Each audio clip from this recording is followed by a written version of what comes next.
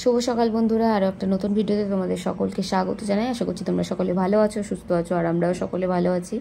আজকে রবিবার, সময় হচ্ছে সকাল 10টা। হাজব্যান্ড বাইরে থেকে খাবার নিয়ে এসেছিল।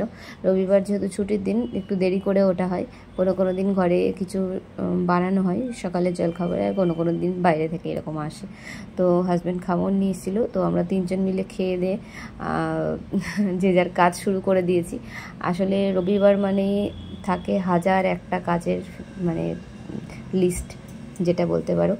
তো টুকিটাকি ঘরের কাজ তো থেকেই থাকে, আর তারপরে আবার কি এক কাজ বারবার করে করতে হয়। কেন জানো তো, এই যে খাবারগুলো নিয়ে এসেছিলো না, তার আগেই আমার মানে ঘরটার মোছা, ঘর ঝাড় দেওয়া, মানে সমস্ত কাজ কমপ্লিটই হয়ে গেছিলো বলতে পারো।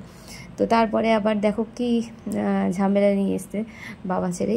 অবশ্য কী বলতো, এই কাজগুলো করার দরকার, আর এগুলো দরকার, কিন্তু আমি ভুল টাইমে ঘরটা মুছে ফেলেছিলাম, এইটাই হচ্ছে ব্যাপার। আর এরা এদের মতো কাজ করছিল, আর আমার কাজও কিন্তু থেমে ছিল না। এদিকে দেখো রান্নাবান্না একসাথে সব বসিয়ে দিচ্ছি। এক সাইডে উচ্ছে আলু ভাজা, এক সাইডে চিকেন হচ্ছে, আর মাঝখানে হচ্ছে ভাত। তো এই হচ্ছে আজকে রান্নাবান্না মেনু, মাঝখানে দেখিয়ে দিলাম।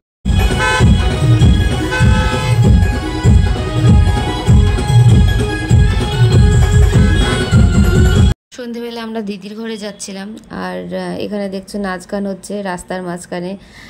তো গণেশ ঠাকুর নিয়ে যাচ্ছিল ওরা, তো সবাই মিলে নাচ গান হই হুল্লোড় করছে আর কি।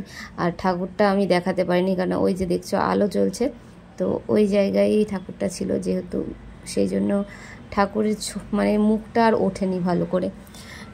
আর আমার ছেলে তো যেখানে এরকম নাচ গান হবে ওর দেখা চাই, আর সাথে সাথে নাচও চালু হয়ে যায়। তো আজকের আমার এই ছোট্ট গল্পটা তোমাদের যদি ভালো লেগে থাকে, একটা লাইক অবশ্যই করে দিও। আজকের মতো এখানেই কমপ্লিট করছি, আর এরপরে আবার আসবো নতুন একটা গল্প নিয়ে। ততক্ষণ পর্যন্ত তোমরা সবাই ভালো থেকো, সুস্থ থেকো। চলো টাটা, বাই বাই।